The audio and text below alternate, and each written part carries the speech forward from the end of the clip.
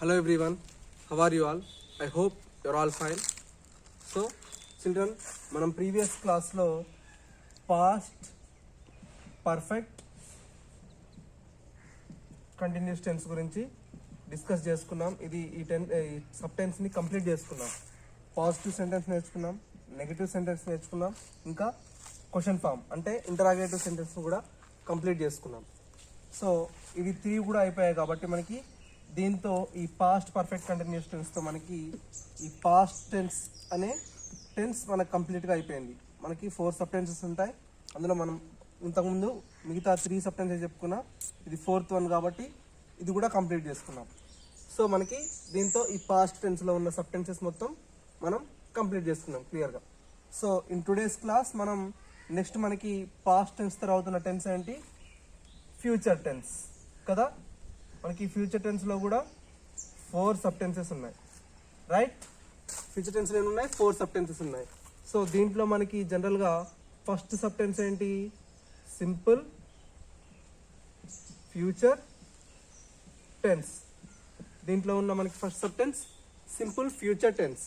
So మనకి దీంట్లో కూడా 4, కాకపోతే మనకి ఇందులో ఉన్నది first sub tense simple future tense కాబట్టి ఈరోజు క్లాస్లో దీంట్లో మనం ఒక సెంటెన్స్ ఎలా ఫార్మేట్ చేయాలి, దీనికి ఉన్న ఫార్ములాలు ఏంటి అనేది will discuss in today's class. Okay,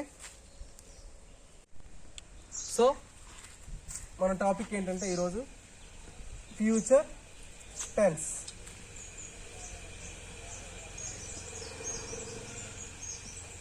so first of all future tense అంటే ఏంటంటే భవిష్యత్తు.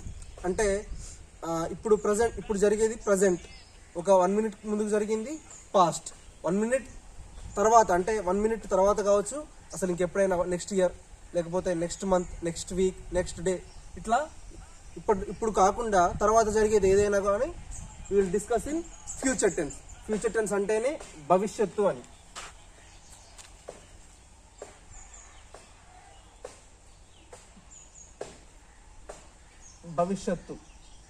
భవిష్యత్తు కాలం అంటారు, భవిష్యత్ అంటారు. సో భవిష్యత్తు గురించి చెప్పేదాన్ని ఫ్యూచర్ టెన్స్ అంటాం మనం. సో మనకి దీంట్లో ఉన్న ఫస్ట్ సబ్ టెన్స్ ఏంటి? Simple future tense. మనం చెప్పుకునేది సింపుల్ ఫ్యూచర్ టెన్స్ గురించి. సో అసలు సింపుల్ ఫ్యూచర్ టెన్స్లో మనకి సెంటెన్స్ ఎలా ఫామ్ చేస్తాం? సింపుల్ ఫ్యూచర్ టెన్స్ అంటే ఏంటి? సింపుల్ ఫ్యూచర్ టెన్స్ అంటే ఏంటంటే జనరల్గా మనం నెక్స్ట్ జరగబోయే పనిని చెప్పుకోవడానికి ఈ సింపుల్ ఫ్యూచర్ టెన్స్. నెక్స్ట్ నువ్వు చేసే పని, లేకపోతే వేరే వాళ్ళు చేసే పని, వాళ్ళు చేసే పని, లేకపోతే నీ ఫ్రెండ్ చేసే పని, మీ మదర్ చేసే పని, నెక్స్ట్ చేయబోయే పనిని సింపుల్ ఫ్యూచర్ టెన్స్లో చెప్పుకుంటాం. ఓకే, నువ్వు చేయబోయే పనిని. సో దీనికి మనం ఒక ఫార్ములా ఏం రాసుకుందామంటే first subject. Okay, subject is constant. Next will, subject plus will. Next main verb అనేది starting form of the verb ఉంటుంది కదా, first form of the verb. So remaining as extra. This is the formula for simple future tense. ఒకసారి formula observe చేయండి. Subject, next will, next main verb అనేది first form of the verb ఉంటుంది కదా, అలా ఉండాలి. So remaining as extra. So first subject ఏదో ఒకటి జనరల్గా ఏం తీసుకుందాం? ఫస్ట్ ఐ తీసుకుందాం, అంటే ఫస్ట్ పర్సన్ అదే కాబట్టి స్టార్టింగ్ దీంతోనే స్టార్ట్ చేసుకుందాం. ఐ. నెక్స్ట్ మనకి ఇక్కడ విల్ ఉంది కదా, విల్ ఈస్ సేమ్, ఇక్కడ విల్ ఉంది కాబట్టి విల్లే రాసేద్దాం. ఇదేంటి?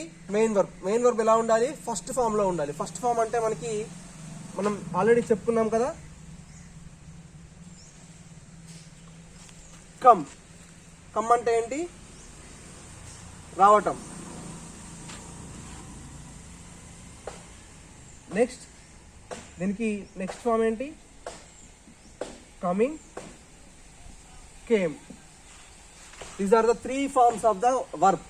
కమ్ అంటే రావటం, కమింగ్ అంటే వస్తూ ఉండటం, కేమ్ అంటే ఆల్రెడీ వచ్చేయడం. సో చూడండి ఇక్కడ మనకి this is the first form of the verb. Okay, మనకి ఏ సెంటెన్స్ అయినా ఇలాగే మనకి వర్బ్స్ ఇలాగే ఉంటాయి. కమ్, కమింగ్, కే. కమ్ అంటేనేమో రావటం, కమింగ్ అంటే వస్తూ ఉండటం, కేమ్ అంటే ఆల్రెడీ వచ్చేయడం.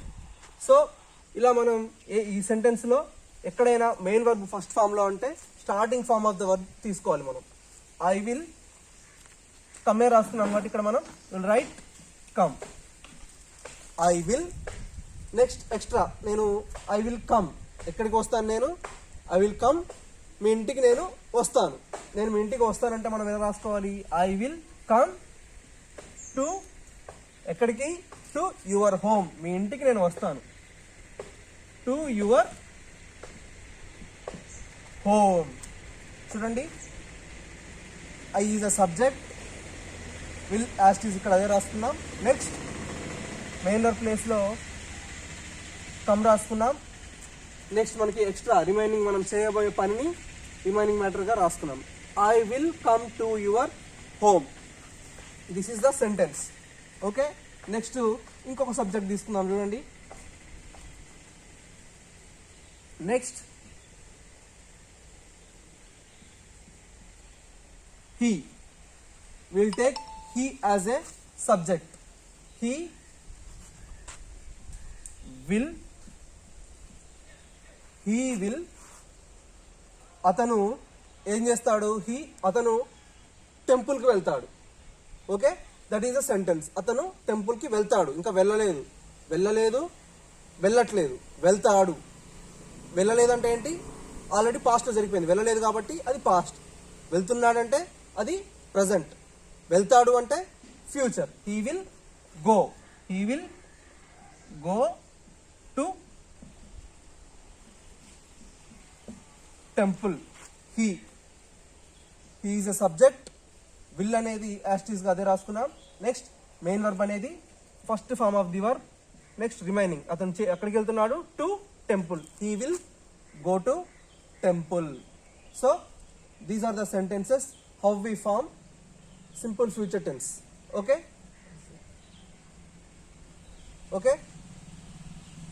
next మనం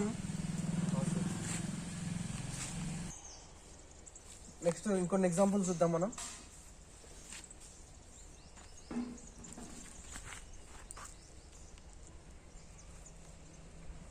సో ఇప్పుడు ఐ ఇంకా హీ తీసుకున్నాం. నెక్స్ట్ విల్ టేక్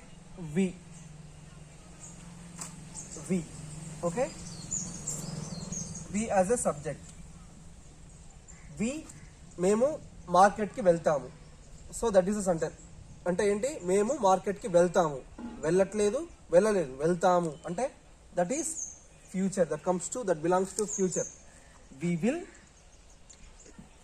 will ఏం చేస్తున్నాం?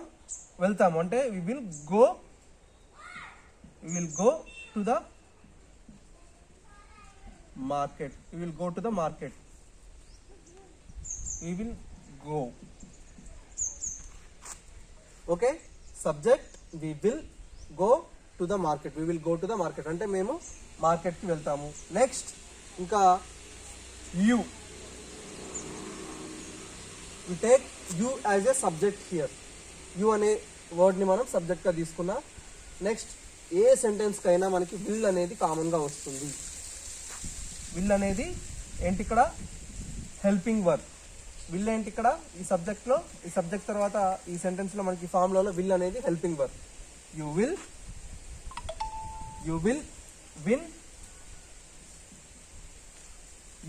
Win that game. Sentence meaning చూడండి ఒకసారి. You will win that game అంటే నువ్వు ఆ గేమ్ గెలుస్తావు. You will. You is a subject. Win అనేది ఫస్ట్ ఫార్మ్ ఆఫ్ ద వర్బే కదా. You will win that game. నువ్వు ఆ గేమ్ ఖచ్చితంగా గెలుస్తావు. దట్ అంటే అది, ఆ గేమ్ గెలుస్తావు. సో మనకి సెంటెన్స్ చూసుకోండి, ఇక్కడ సబ్జెక్ట్స్ చేంజ్ అయ్యాయి. I, we, you. Next will come, go, win. ఇక్కడ మీరు కామన్గా అబ్జర్వ్ చేస్తే విల్ అనేది అన్నిటికీ కామన్గా ఉంది. సబ్జెక్ట్స్ చేంజ్ అయ్యాయి. వర్బల్ ఫార్మ్స్ అన్నీ చూడండి. Come, go, win all are first form of the verbs. So ఇక్కడ మనం చెప్పుకుంది కూడా అదే కాబట్టి మెయిన్ వర్బ్ అంటే మనం జనరల్గా ఫస్ట్ ఫామ్ని, సెకండ్ ఫామ్ని, థర్డ్ ఫామ్ని ఎలా చెప్పుకుంటామంటే first form of the verb అనుకోండి V1 అని చెప్పుకుంటాం. Okay, first form of the verb అయితే V1 అని చెప్పుకుంటాం, second form of the verb అయితే V2 అని చెప్పుకుంటాం, third form of the verb అయితే V3 అని చెప్పుకుంటాం. కాకపోతే మీకు క్లియర్గా V1, V2, V3 అంటే అర్థం కాదు కాబట్టి మెయిన్ వర్బ్ని first form, second form, third form అని మనం అలా చెప్పుకుంటాం. జనరల్గా మనకి ఫార్ములాలోనేమో V1, V2, V3 అని ఉంటుంది. సో ఇది కొంచెం మ్యాథమెటికల్ ఫార్ములా లాగా ఉంటుంది కాబట్టి ఇక్కడ మనకి మెయిన్ వర్బ్ ఫస్ట్ ఫామ్ అని మీకు క్లియర్గా అర్థం అవ్వడానికి అలా చెప్పుకుంటున్నాం. Okay,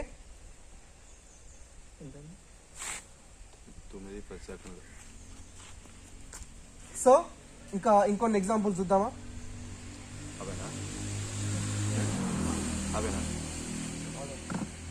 next subject will take they. Okay, they will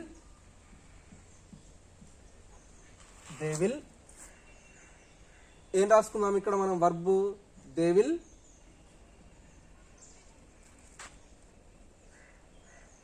participate.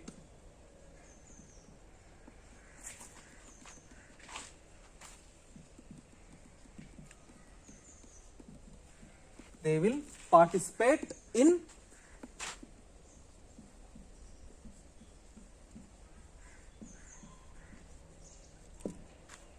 So ఇది sentence. They will participate in programme అంటే వాళ్ళు ఆ ప్రోగ్రాంలో పార్టిసిపేట్ చేస్తారు అని దీని మీనింగ్ కదా. సో ఇక్కడ కూడా చూడండి సబ్జెక్ట్ దే విల్ కామన్గా వచ్చింది. పార్టిసిపేట్ అంటే ఏంటి? పార్టిసిపేట్ అంటే జాయిన్ అంటే ప్రదర్శించడం, దాంట్లో ఉండడం. సో ఇది మెయిన్ వర్బ్. ఇది కూడా ఫస్ట్ ఫామ్లోనే ఉంది కదా. పార్టిసిపేటింగ్ కాదు, పార్టిసిపేటెడ్ కాదు. పార్టిసిపేటింగ్ అంటే పార్టిసిపేట్ చేస్తూ ఉన్నారని, పార్టిసిపేటెడ్ అంటే ఆల్రెడీ పార్టిసిపేట్ చేశారని. ఇక్కడ ఏముంది? పార్టిసిపేట్ అంటే చేస్తారు. ఇన్ ప్రోగ్రామ్, వాళ్ళు ఆ ప్రోగ్రాంలో పార్టిసిపేట్ చేస్తారు అనేది దీని మీనింగ్. నెక్స్ట్ మనకి ఐ అయిపోయింది, వి అయిపోయింది, హీ. నెక్స్ట్ ఇట్ మనకి మిగిలిపోయింది. ఇట్ ఒకటి మిగిలిపోయింది కదా. జనరల్గా మనం రోజు యూజ్ చేసుకునే దాంట్లో మన ఈ సబ్జెక్ట్స్లో ఇట్ అనే వర్డ్ని మనం చాలా తక్కువగా యూజ్ చేస్తున్నాం ఈ సబ్జెక్ట్ని. So it will,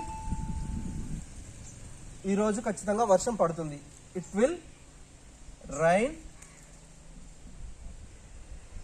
it will rain today definitely.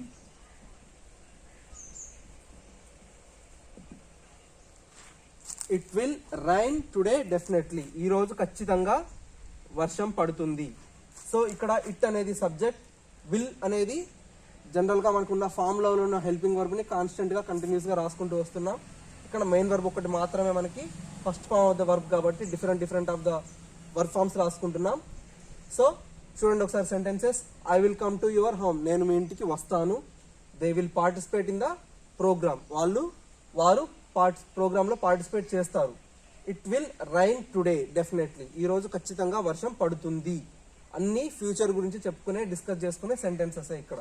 అంటే మనం ఈ సింపుల్ ఫ్యూచర్ టెన్స్లో మనకి దీనిలో మనం పెద్దగా ఆలోచించాల్సింది ఏం లేదు. నెక్స్ట్ మూమెంట్ అంటే ఇప్పుడు కాకుండా నెక్స్ట్ తర్వాత జరగబోయే పనులని, ఏ పనైనా జనరల్ వర్డ్స్ని, టిపికల్ కాకుండా జనరల్గా జరిగే వర్డ్స్ని మనం సింపుల్ ఫ్యూచర్ టెన్స్లో చెప్పుకుంటాం. ఇప్పుడు మీరు అప్పుడప్పుడు మీరు జనరల్గా మీ ఫ్రెండ్స్తో కూడా చెప్తుంటారు, నేను రేపు ఇంటికి వస్తాను అని. I will come to your home tomorrow. మనం రేపు లంచ్ బాక్స్ తీసుకొద్దామా వద్దా అని కూడా డిస్కస్ చేస్తాం కదా. We will bring our lunch box tomorrow. మనం రేపు లంచ్ బాక్స్ తెచ్చుకుందాం, లేకపోతే వద్దు అనుకుంటాం కదా. సో దాన్ని నెగిటివ్ సెంటెన్స్ కాబట్టి అవి రేపు చూసుకుందాం. ఈరోజు మాత్రం ఇవి పాజిటివ్ సెంటెన్స్ కాబట్టి ఈరోజు క్లాస్లో మనం డిస్కస్ చేద్దాం. సో మనం ఈ పాజిటివ్ సెంటెన్స్ అన్ని మీకు క్లియర్గా అర్థమయ్యాయి కదా.